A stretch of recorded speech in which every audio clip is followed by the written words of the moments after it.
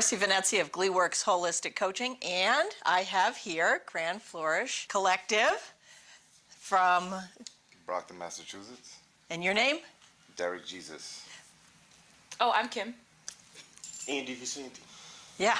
So what do you know, we're going to have an interview here and just kind of talk about what happened. And I've known you guys before you even started this store, right? Yes. Yeah. So should we take a seat? Just sort of talk.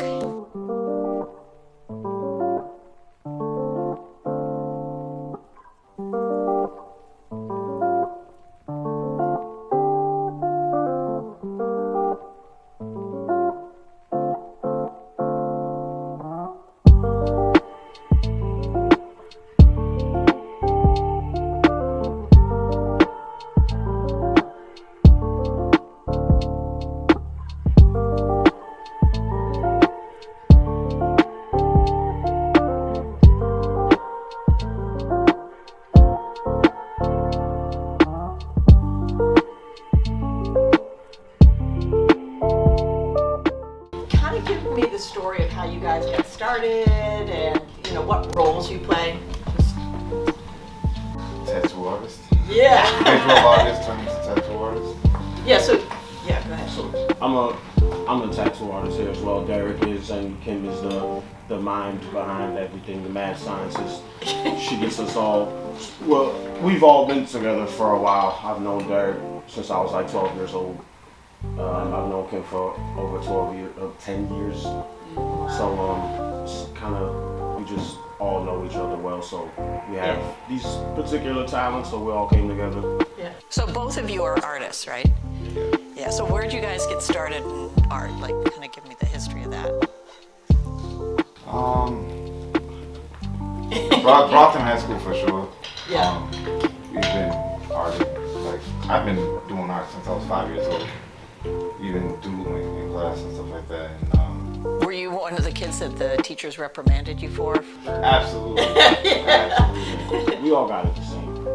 That's always how it goes. Yeah. I mean, you have like a sketchbook and you have one notebook to go around every class with just drawing, but it's just kind of like it's almost like a drug at that point. So you just feel like you have to do it. You always just want to keep drawing. Yeah. True artist DNA. Yeah. Yeah, and then you guys got involved in, what was the name of the organization? Artists for Humanity. Artists for Humanity. Yes. Yeah, and so were you involved in that too? No, I would actually pop into AFH and I noticed Derek was working there, and then it kind of went from there. So it's a beautiful place. So what's their thing? Tell me a little bit about them. It's just a way for the teens around Boston. It is to just get a feel of what it's like to be a working artist. And they have different studios that they function. They have they got? Well, there's a painting studio where we work, and there's sculpting, there's graphic design. Really? They have Woodwork. Yeah, woodwork. So there's a bunch of different avenues just to teach kids. Kind of make a profit as like an artist. Yeah, just living off of being an artist. Yeah, and so you were there. You were a mentor, right, for kids later on, or? Yeah, I started there as a mentee. So, and then as time went on, myself and Derek became responsible for the Brockton portion of it. So we were the mentors for that group. Very cool. Now you have another tattoo artist that's part of your group, right? Yes, Selena McElharney. Yeah. And she you met her through this? Yeah, she was one of the teams at the time for the Brockton group. Cool.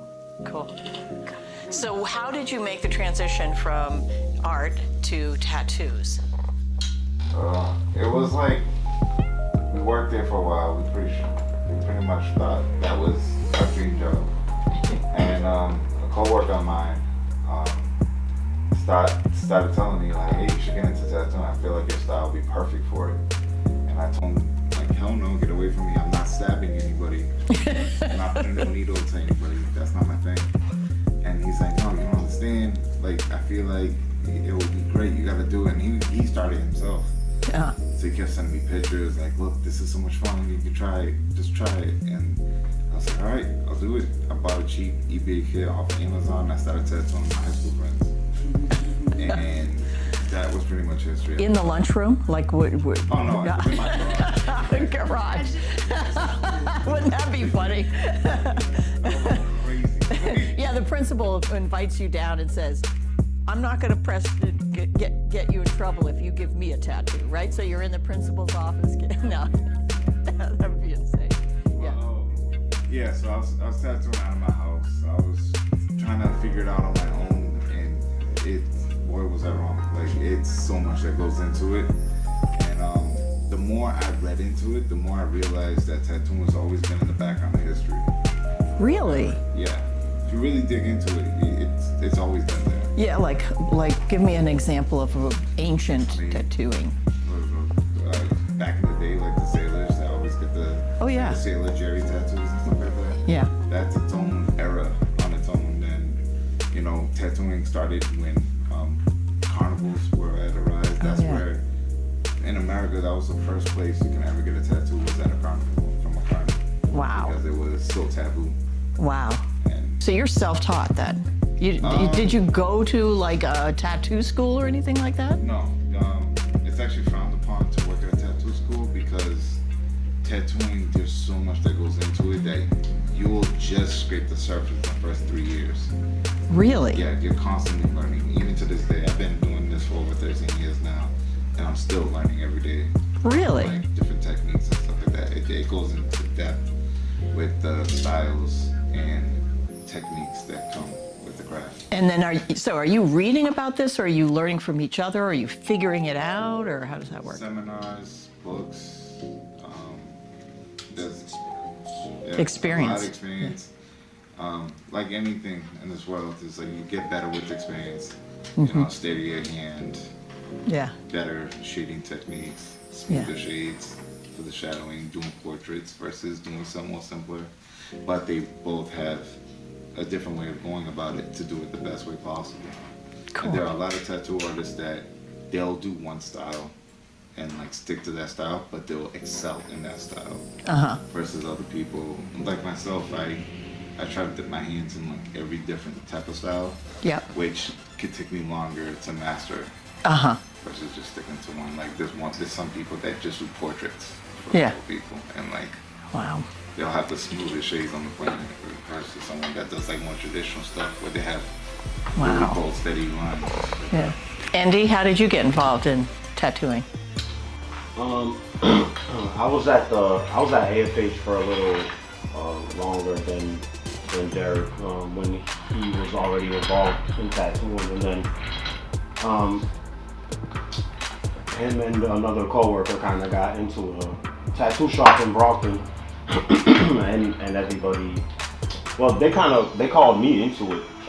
So he's responsible for you being. Yeah, someone dragged me down, and I dragged him right. Because I had left the other place, and they said, yo, if you wanna get into this, I was already interested in doing like lettering style tattoos. Because before Instagram blew everything up, you would see people's tattoos, and I always thought like, man, they don't pay that much attention to the lettering on tattoos, but like now it's its own category in tattooing, period, and it's recognized in like conventions and whatnot. Which is very genre to show how the environment is growing. Yeah. Like there's still things like lettering that are becoming notarized as a real thing now. Yeah. So we're in your studio, and this is an amazing floor and a really cool environment. So tell me, if somebody comes in, do they go online and make an appointment, or tell me how they kind of get involved and find out about it? Kimberly? No slip. Yes. So you can actually go online. It's www.gfco.biz, and we have like an appointment request form where you go in, fill out like what you're trying to get in detail. So it's like you could put approximate size, if you want it black and gray, if you want color, and yeah. Can they upload the image that they want? Yeah, they can. Really? Upload images, everything, and we get that and we process it, take a little bit.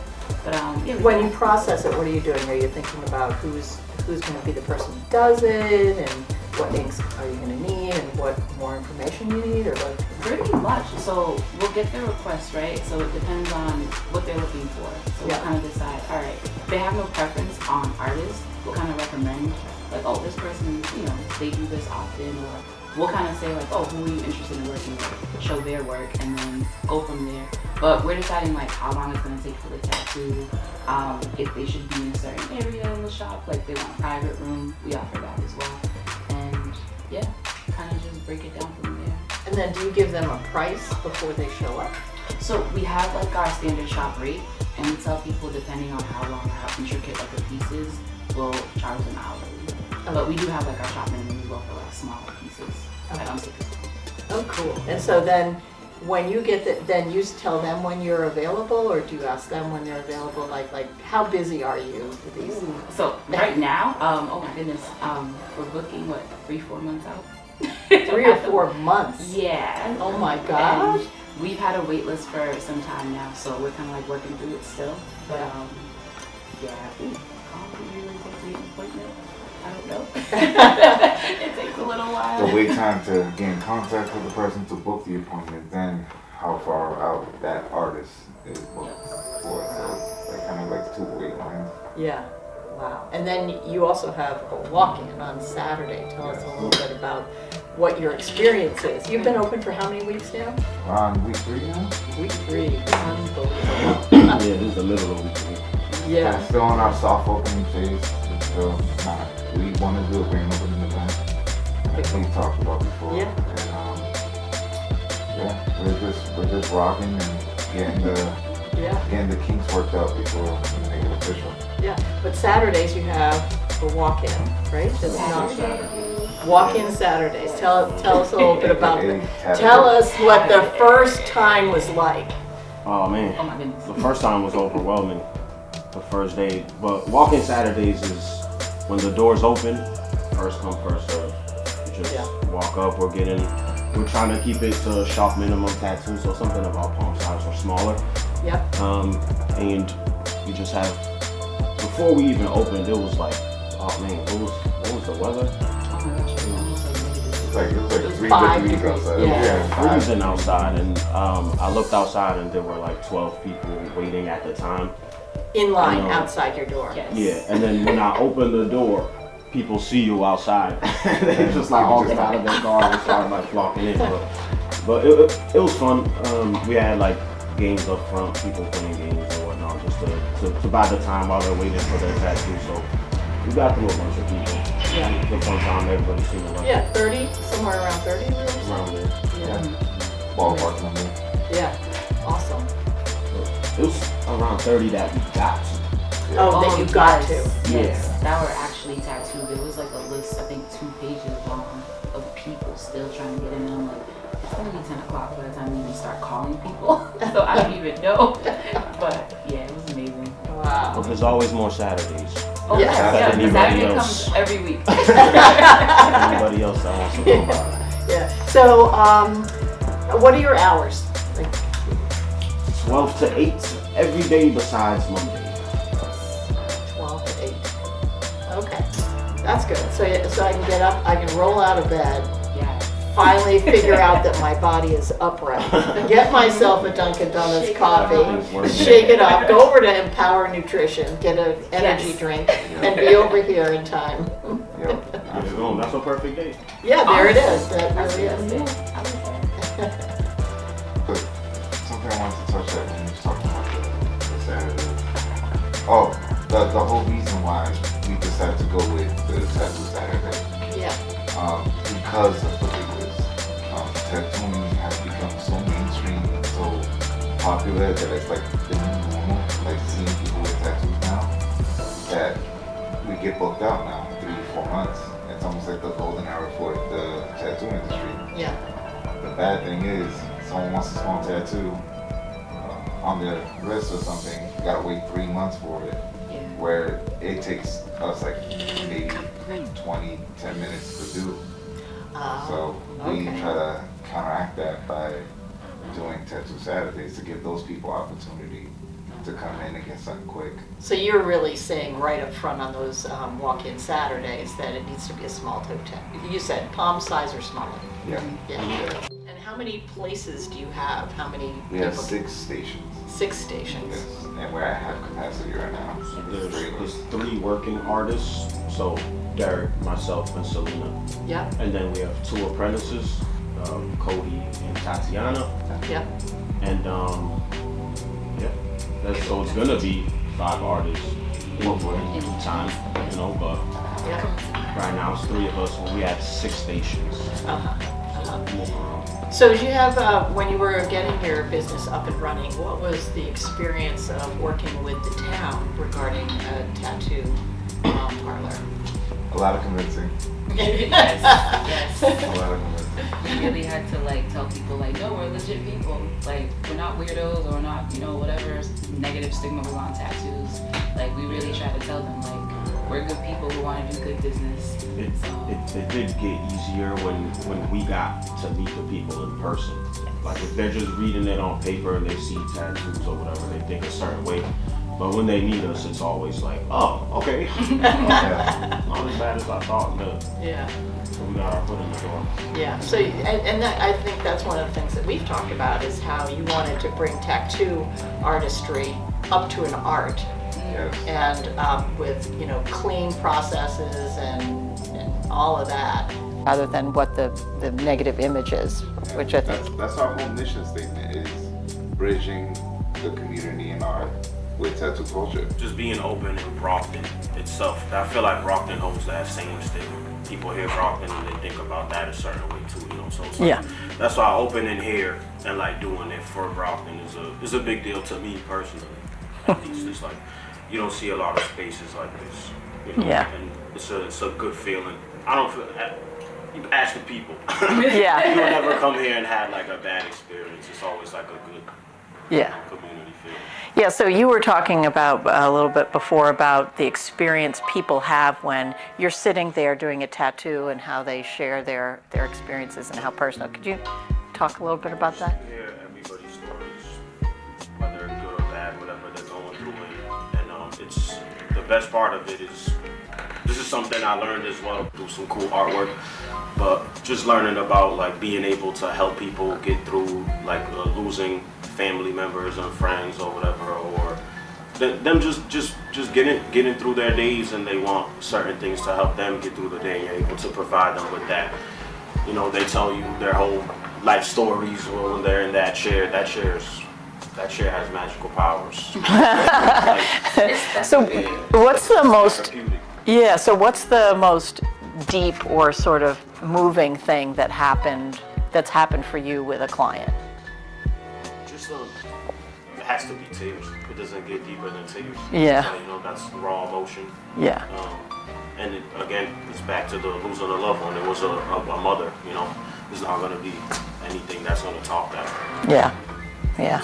It's painful. Yeah. A lot of the time, it's the emotion, losing someone, then going through that pain to honor that person.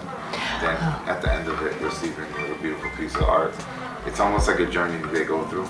Uh-huh. And it's something that you can't compare it to anything else. Like, Wow. It's very unique, and it holds its own weight, for sure. Uh-huh. Huh. Wow. Now, I understand that the art in here is all local art, and that, well, tell me a little bit about your decisions of what materials you brought in here and how you supported. Well, the art itself isn't.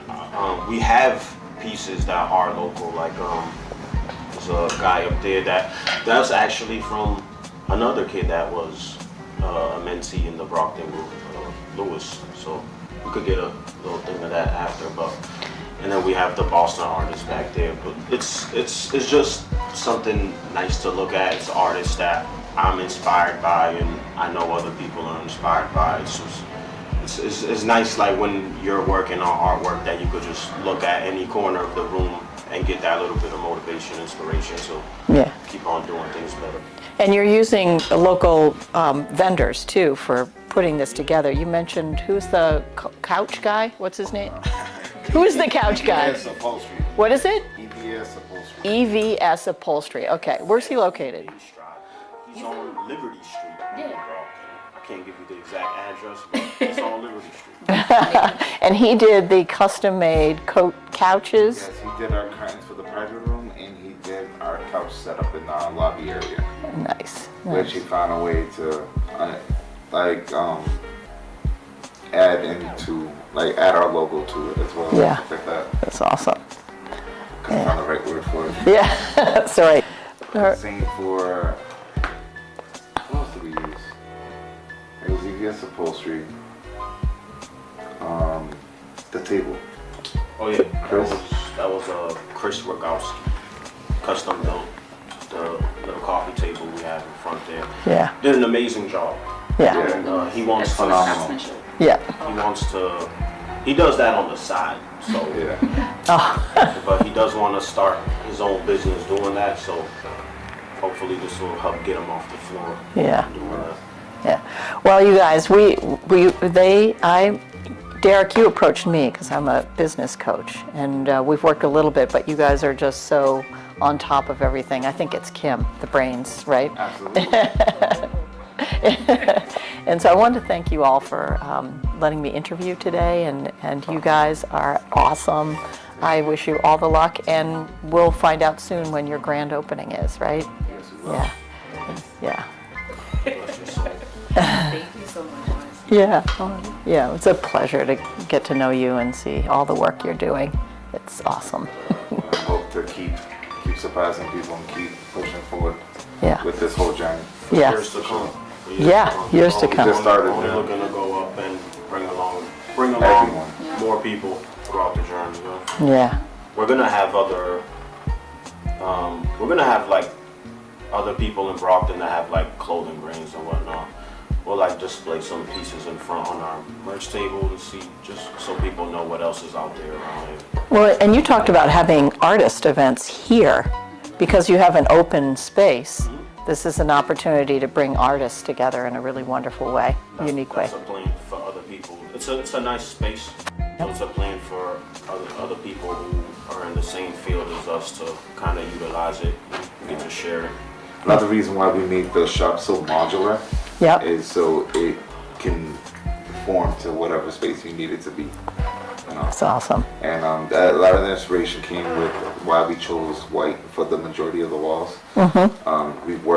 We've done art shows many times as we were kids, so we wanted to treat the space as if it was like an art, what would they call them? Art studio? Gallery. Your gallery, yeah, there we go, yeah. So that's the whole concept of why we went with white. And the accent wall is just because the white was so blinding in here that we needed to offset something in here. But Yeah, the looks really, that was yeah. the whole premise of making sure this place was very open, so you could change it and then be a whole different spot. You don't even recognize it. yeah, that's awesome. I'm so glad you guys are up and running. Awesome. Thank you. Yeah, congratulations.